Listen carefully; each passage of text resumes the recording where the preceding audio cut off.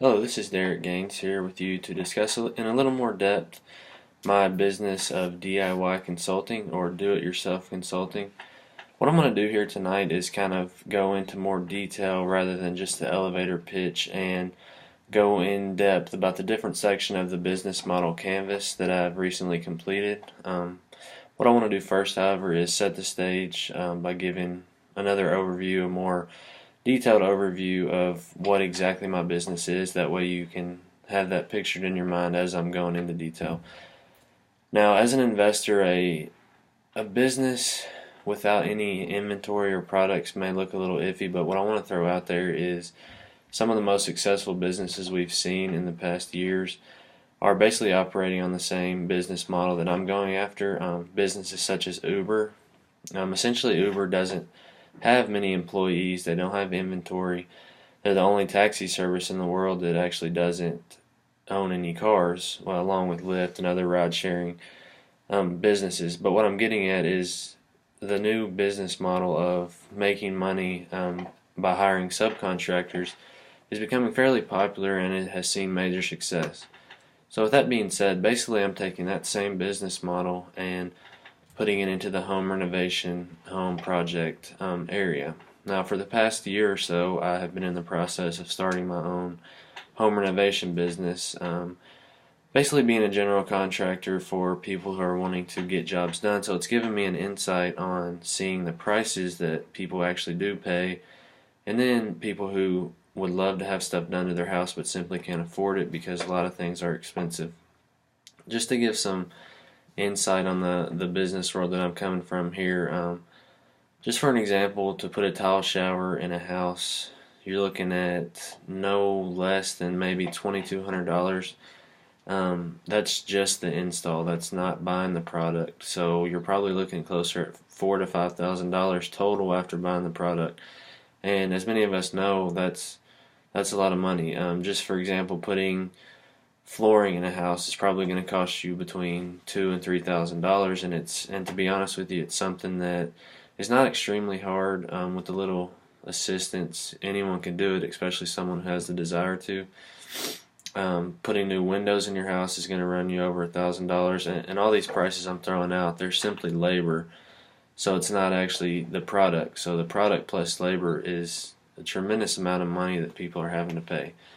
With DIY consulting, my idea is to appeal to the new age homeowners who are going off of what they're seeing on the TV shows of where people are doing these things themselves. But a lot of times people they decide they want to do something themselves for the experience and the fun of it.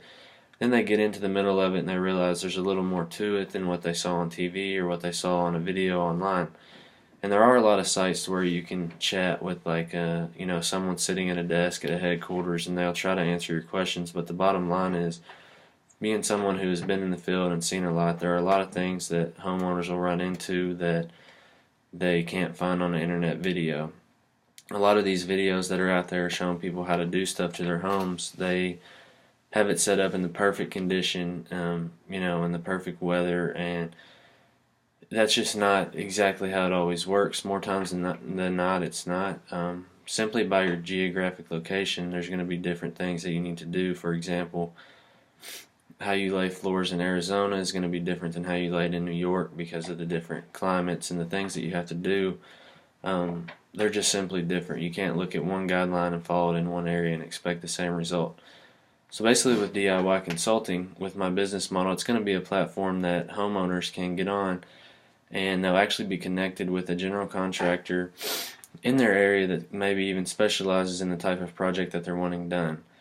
Now, what will happen? Well, they'll pay a fee to DIY consulting, and then they will have an initial in-person meeting with that contractor. Like I said, a perk is that it's a local contractor. You're not going to be talking to someone 1,000 miles away across the country. It's actually someone that works in your area. You will meet with them.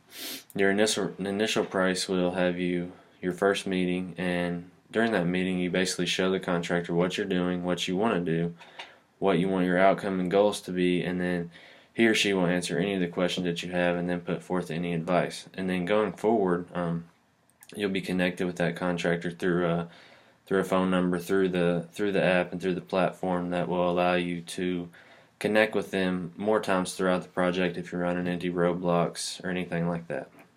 Now, I know one of the arguments that people are going to give me a lot is what's the difference in Angie's List or Home Advisor. Well, there actually is a big difference, and I apologize for not making that clear in the past. The difference is Angie's List and Home Advisor, they are basically finding you someone to complete the project. And you have to pay them to use it, so basically you're even paying more as if you went and found someone yourself.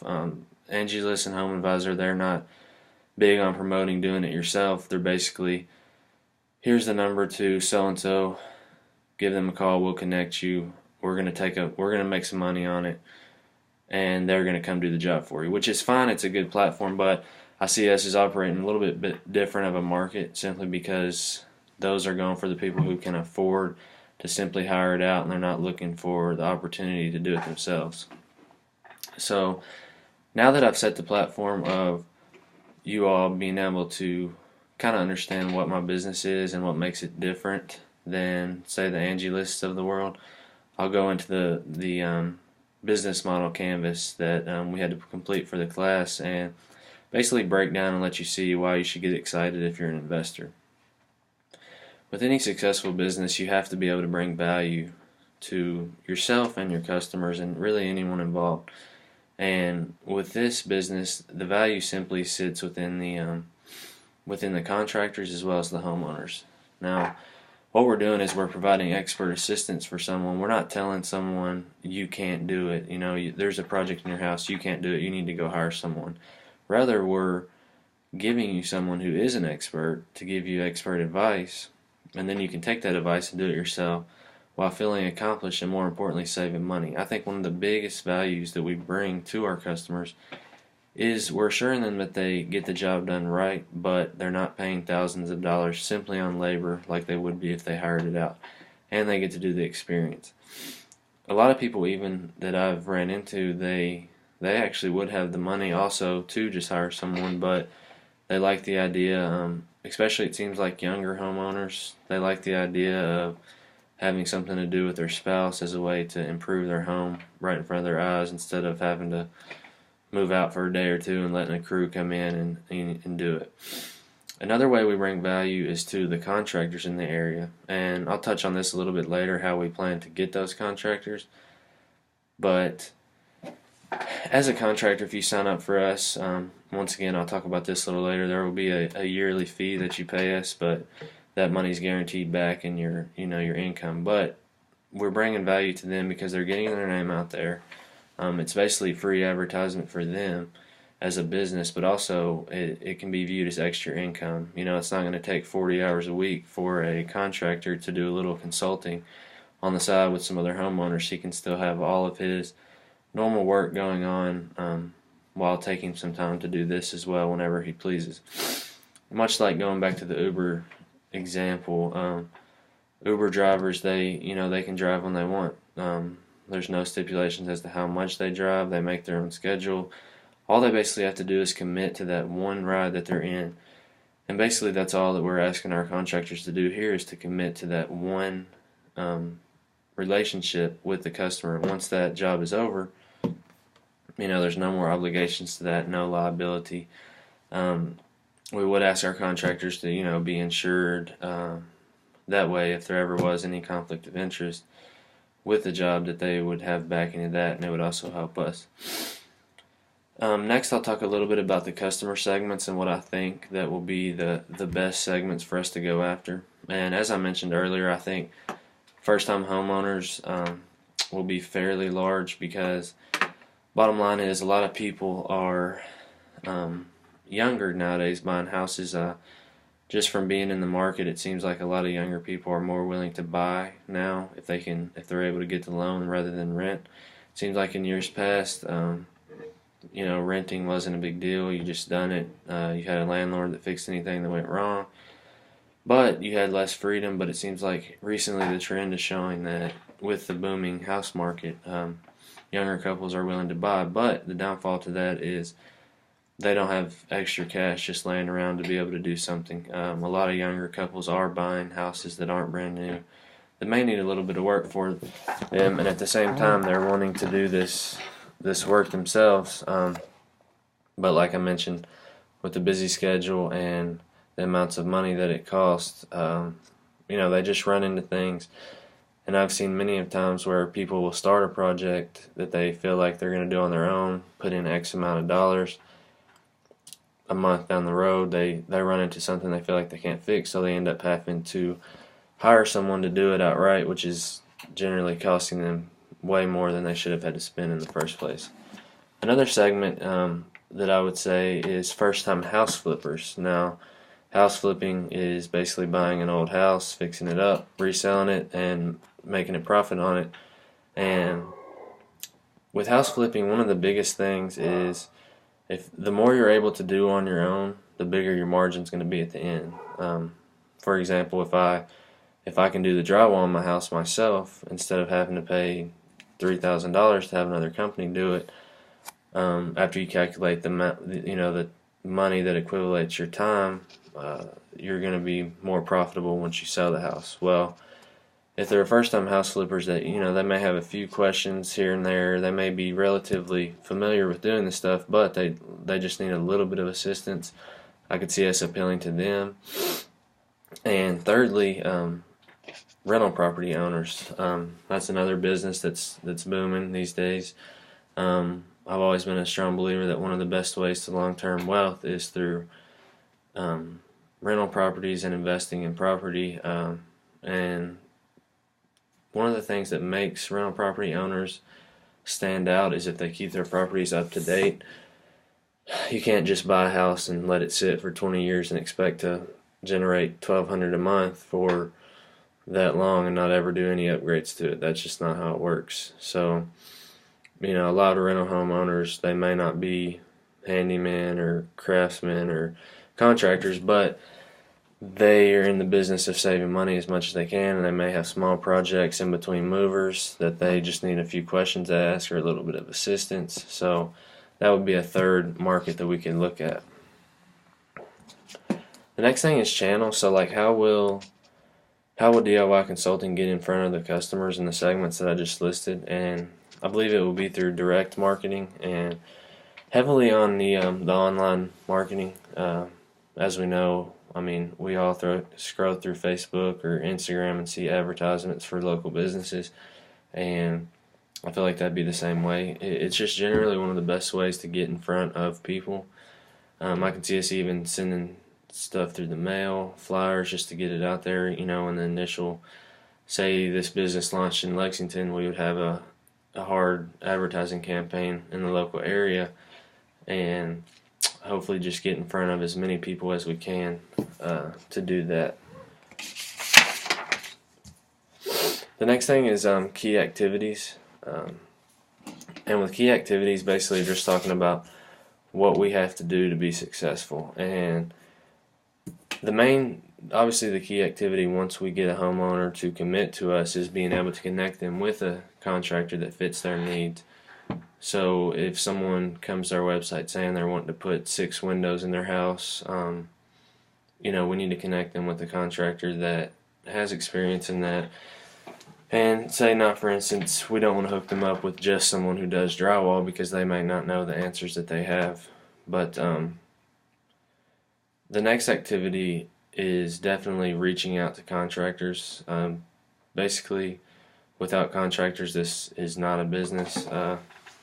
So what we have to do, just as much as we have to advertise to future customers, before we can even do that, we have to advertise to future contractors that may be willing to partner with us. In an area the size of Lexington, you would want to at least have maybe 10 to 12 contractors that would be willing to sign up and be a consultant for that. Like I said, that would have to be done first.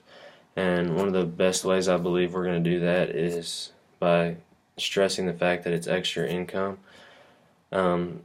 Some people may look at this as us trying to take away from general contracting or doing the job, the contractor doing the job, promoting the homeowners to do it, which would steal some of the market. But I think if we put that in front of them and a little bit different, they'll understand that basically it can just be a way for them to make extra, basically less stress income.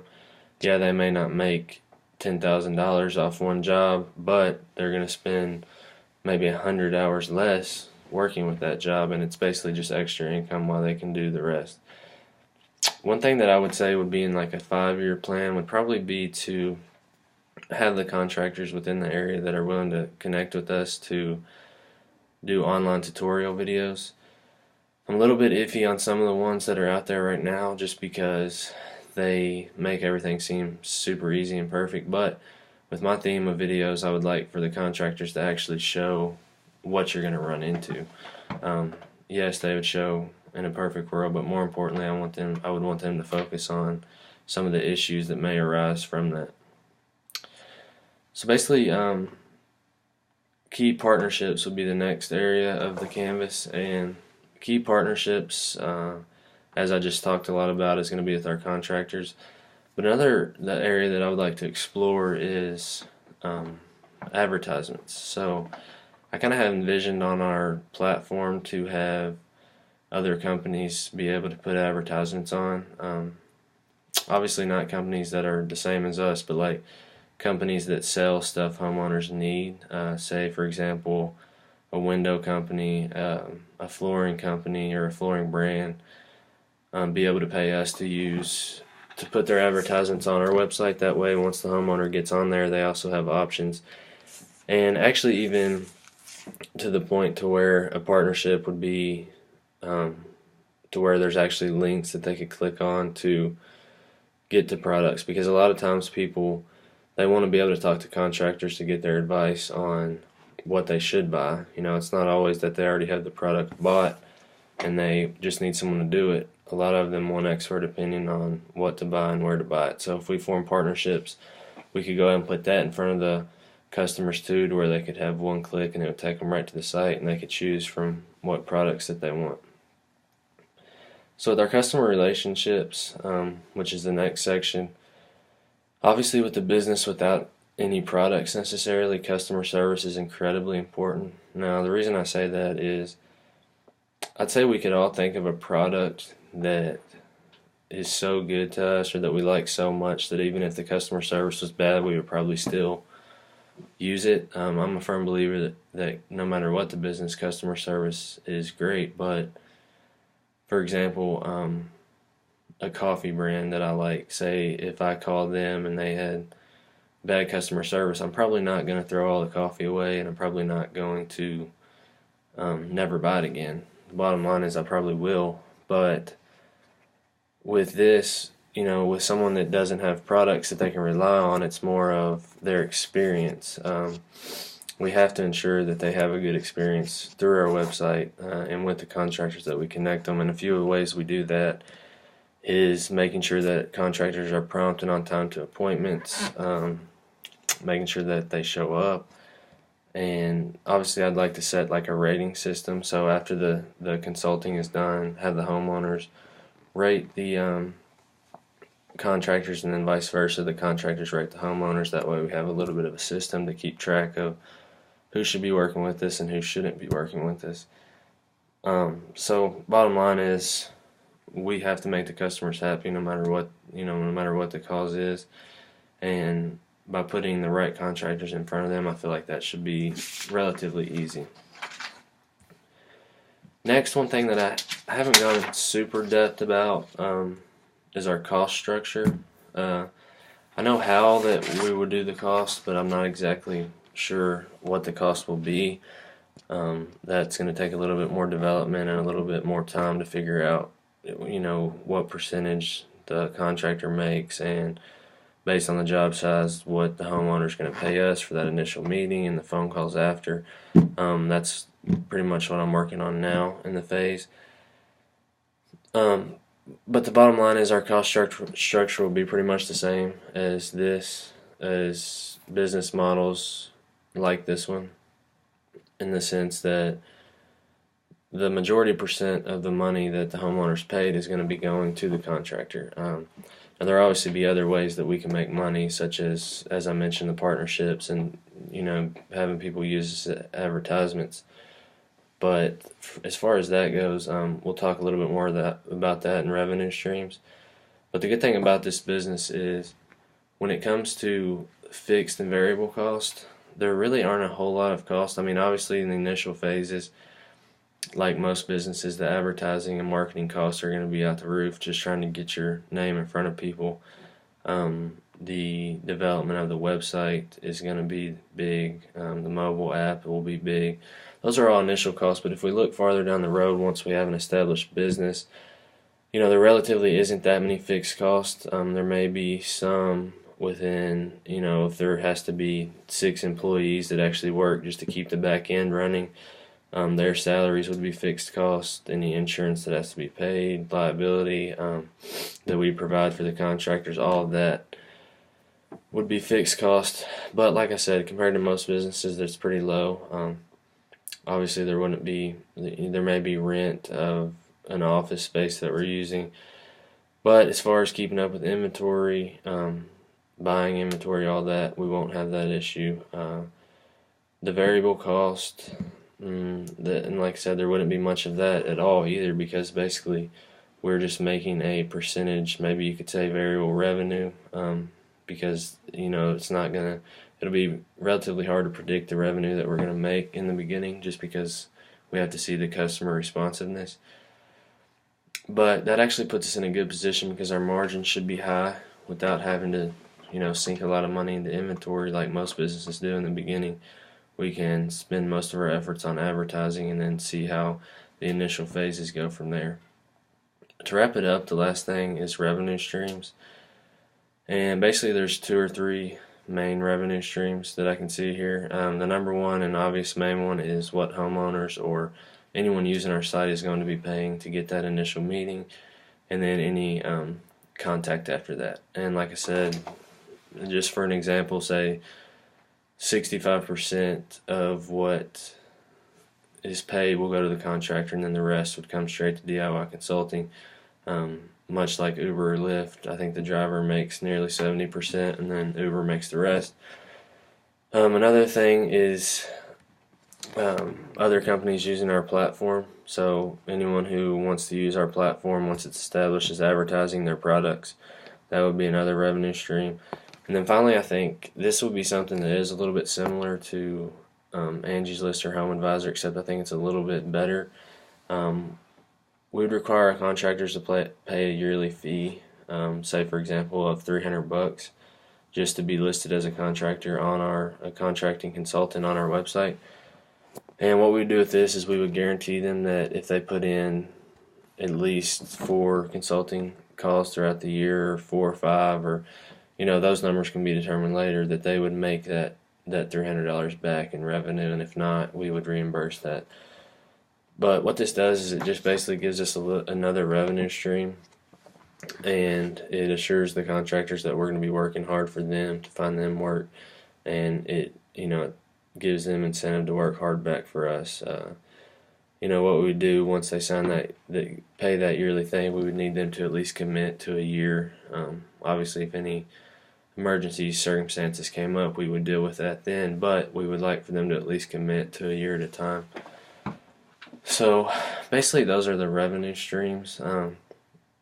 It's a little bit different than most businesses that investors would like to jump on, just because I'm not sitting here telling you I'm selling a product for $1,000 that I'm making for $2.99 with such a margin that everyone's going to be flocking over, but rather it's more of a service basically that has endless opportunities if we can get all the parts working together and people buying in that need to be bought in. With the home economy the way that it is, and not really any sign of slowing down, people are going to be continuing to buy houses, and a lot of these houses are old and they need work. And also going along with the trend of people wanting to do it themselves or DIY, we're here to be that middleman to help them do that. If they feel a little bit overwhelmed from doing the whole project themselves, that's what we're here for. If they feel like they don't have the money to hire someone to do it, that's what we're here for. So basically, if they need any assistance on doing that themselves, and keeping up with all the TV shows that are on DIY Network or HGTV. If they want to feel like they can do that themselves, then simply log on to DIY Consulting and get connected with the consultant in your area, and have fun watching the progress and experience that you're going to have with your spouse or your dad, anyone really, in watching something go from nothing to something that you worked hard for. So I appreciate it, and I hope you'll do some thought and consideration as far as learning more about DIY consulting, and possibly being able to buy into it in the future and maybe eventually use it yourself. So thank you guys for listening, and have a good evening.